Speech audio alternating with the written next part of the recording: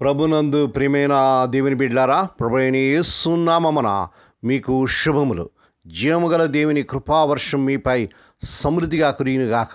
ఈ దినం అనగా జూలై నెల 8వ తారీఖు 2024 సోమవారం హోలీ ట్రింటీ చర్చ్ మినిస్ట్రీస్ వారు అందించు అనుదినమన్న దేవుని బిడ్డారు. ఈ దిన మన ధ్యానాంశము ఖర్జూర వృక్షము.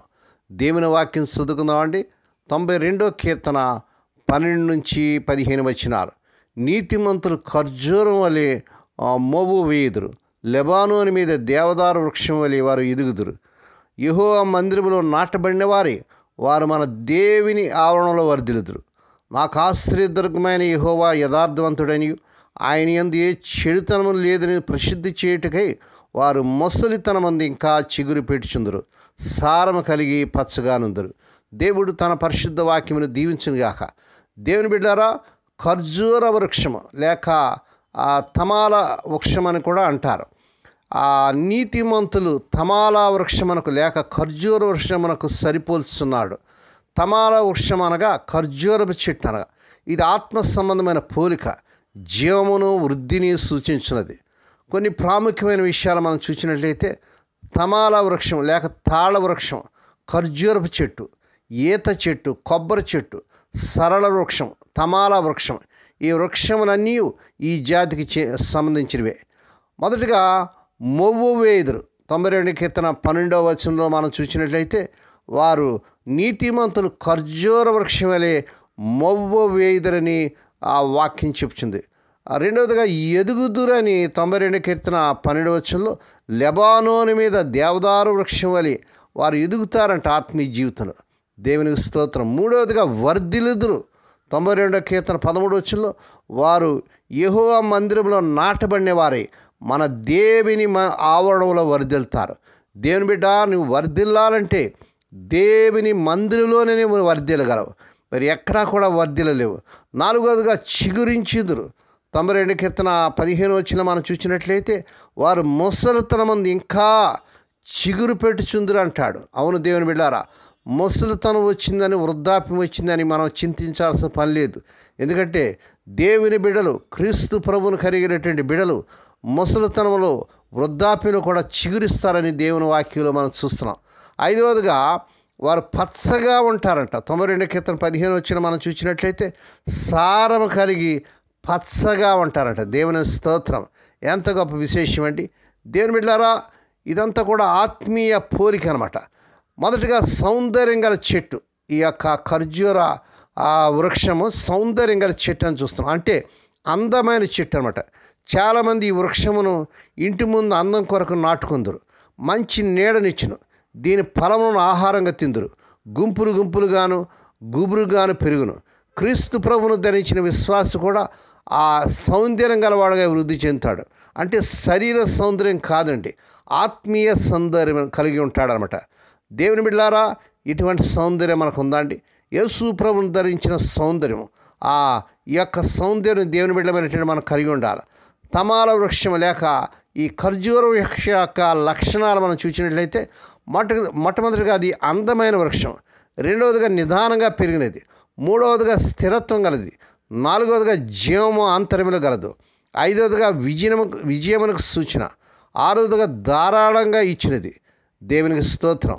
మొట్టమొదటిగా మనం చూసినట్లయితే ఇది అందమైన వృక్షం. అందము అన్నమాట క్రీస్తు ప్రభువును ధరించిన విశ్వాసికి సాదృశ్యంగా ఉన్నట్టుగా చూస్తున్నాం. నీ స్వరం మధురము, నీ ముఖం మనోహరము, నీ ముఖము నాకు కనబడినేము, నీ స్వరము నాకు వినబడినేము అంటాడు. దేవునికి స్తోత్రములుగాక. రెండవదిగా నిదానంగా పెరిగినది. ఈ వృక్షం అన్ని వృక్షముల కంటే నిదానంగా పెరిగినది. ఇతర చెట్ల వలె వంకర టెంకరగా పెరగదు, ఇతరుల స్థలమును ఆక్రమించుకునదు, చక్కగా పెరుగుతుంది. నరపుత్రుడా, నువ్వు చక్కగా నిలబడము, నేను నీతో మాట్లాడవలని అంటాడు. యెహెజ్కేలు గ్రంథం 2వ అధ్యాయం 1వ వచనం. నీతిమంతుని జీవితం యథార్థమనేది, నిత్యమనేది. హబక్కూకు 3వ అధ్యాయం 17వ వచనం. పెనుగాలు దీన్ని పేకిలించజాలవు, నీతిమంతులు పో మార్గం సమముగా ఉండను, నీతిమంతుల త్రోవను నీవు సరళం చేర్చును అంటాడు. యెషయా గ్రంథం 26వ అధ్యాయం 7వ వచనం. వంకర టెంకరగా పెరుగువారు అవిశ్వాసమును గుర్తుగా ఉంటారు. తమాల వృక్షం విజయమునకు కూడా సూచనగా ఉన్నట్లుగా దేవుని వాక్యాలు చూస్తున్నాం. అతివృష్టి అయినా అనావృష్టి అయినా తమాల వృక్ష యొక్క వేళ్ళు ఎండిపోవు, వాటి పరవలు ఎప్పుడూ కిందికి రాలిపడవు. నీతిమంతుడు ఎప్పుడూ ఎన్నడూ కదిలించబడని సామెతల గ్రంథం 10వ అధ్యాయం 30వ వచనం చూస్తున్నాం. నీతిమంతుడి జీవితం వేషధారుల జీవితం నాకు బాహ్యంగా కనిపించదు. ఎవడు తరమకుండానే దుష్టుడు పారిపోవును. నీతిమంతులు సింహం వలె ధైర్యంగా ఉంటారని సామెతల గ్రంథం 28వ అధ్యాయం 1వ వచనం మనం చూస్తున్నాం. దేవుని బిడ్డ, ఖర్జూర వృక్షం వలె ఉండగలవా?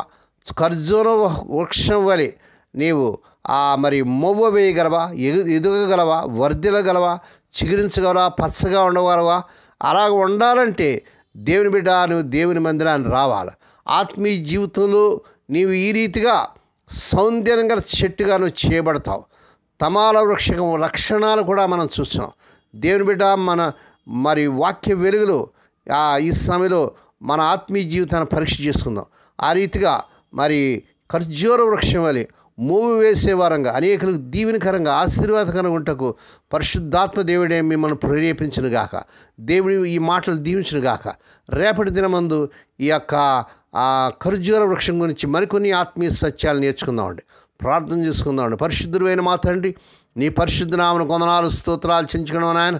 స్వదేశ విదేశాల నుండి వర్తమానం వింటూ అనేకరికి వర్తమానం పంపిస్తూ ఈ పరిచయలు క్రమంగా పాల్పంపులు పొందుతున్న మా ప్రియులందరినీ దీవించండి. ఈ దినం పుట్టిన దినాలు, వాహ దినాలు, శుభదినాలు జరుపుకున్న బిడ్డలు బాగా దీవించి మరొక సంవత్సరమైన దాయకరిటైన బిడ్డకు ధరింపచేసి వారి పట్ల నూతన కార్యం జరిగించుకుని ఆయన రోగులైన బిడ్డలపైన ప్రత్యేక కృప చూపించిన ఆయన ఈ సమయంలో హాస్పిటల్, ఇంటెన్సివ్ కేర్లు, మరి సీరియస్ కండిషన్లు ఎవరైతే ఉంటున్నారో నాయన, మరి అనేక మంది ప్రభా క్యాన్సర్స్తో, ఫిట్స్తో, జ్వరాలతో నాయన, ఇంకా తండ్రి దగ్గు, రంపతో నాయన, ఈ వైరల్ ఫీవర్లతో ఎంతోమంది డెంగ్యూ ఫీవర్స్తో బాధపడుతున్నారు ప్రభా. ఇప్పుడే మీరు కనికరించండి. కలవరి శిలువ రక్త ప్రభావాన్ని సరస్సు మొదలు పాదుల వారు ప్రవహింపజేస్తున్నాం నాన్న. స్వస్థత, ఆరోగ్యం, విడుదల యేసు నామములో ప్రకటిస్తున్నాం తండ్రి. ఏ కుటుంబంలో అయితే తమ ప్రియులు నిద్రించి మరణించి దుఃఖంలో, వేదనలో ఉంటున్నారో అటువారికి కావాల్సిన ఆదరణ దయచేయండి. గర్భిణీ స్త్రీలకు ఈజీ డెలివరీ ప్రకటిస్తున్నాం నాయన. బిడ్డలు లేని దంపతులకు గర్భఫలం ఇచ్చి బహుమానం కనుక అటువారి గర్భఫలాలు దయచేయండి. వివాహం కాకుండా ఇంటబడి వయసులు పెరిగిపోయినట్టు ఎవరి బిడ్డల కోసం ప్రార్థన చేస్తుందండి. మీరే నాయన ఈ నెలలో ఒక అద్భుతం జరిగించుకొని వారు కోరుకునే చక్ర సమాధాలు కుదిరి వారి వివాహాలు ఘనంగా జరుగునుగాక.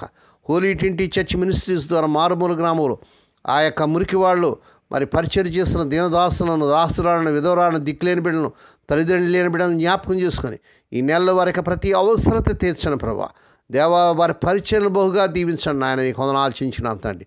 మా తండ్రి, ఈ దినమంతట్లో నీ బిడ్డల చుట్టూ మీరు రక్తకంచి వేయండి ఆయన.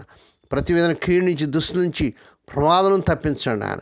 కాపాడిన దూతలు బిడ్డల చుట్టూ మీరు ఉంచండి ప్రభా. ఉదయం బయలుదేరి సాయంకాలం గృహం చేరు పర్యంతం నీ కృపలో భద్రపరచమని, ఈ దినం జరగబోయే శుభకార్యాల్లో, ఈ దినం తలపెట్టే ప్రతి పనిలో మీరుండి సఫలం చేసి వారి వ్యాపారాలు సమస్తమును దీవించండి ఆయన. రావాల్సిన ఏరియర్స్ యేసు నామములో వచ్చునుగాక. మా తండ్రి, అద్భుతాలు జరుగునుగాక, ఆశ్చర్యకార్యాలు జరుగునుగాక. అర్హత మించిన జాబులు ఎవరి బిడ్డలకు స్వదేశ విదేశాలు వచ్చునుగాక. సహాయం చేయమని స్తోత్రాలు, వందనాలు చెల్లించుకుంటే యేసే పరిశుద్ధ నామమున స్తుతించి గణపరిచి వేడుకొని ప్రార్థిస్తున్నాం తండ్రి. ఆమేన్. మన ప్రభువైన యేసుక్రీస్తు వారి కృప, తండ్రి అయిన దేవుని ప్రేమ, పరిశుద్ధాత్మ దేవుని కన్నుల సహవాసము సదాకాలం తోడేండి నడిపించి బలపరచునుగాక. ఆమేన్.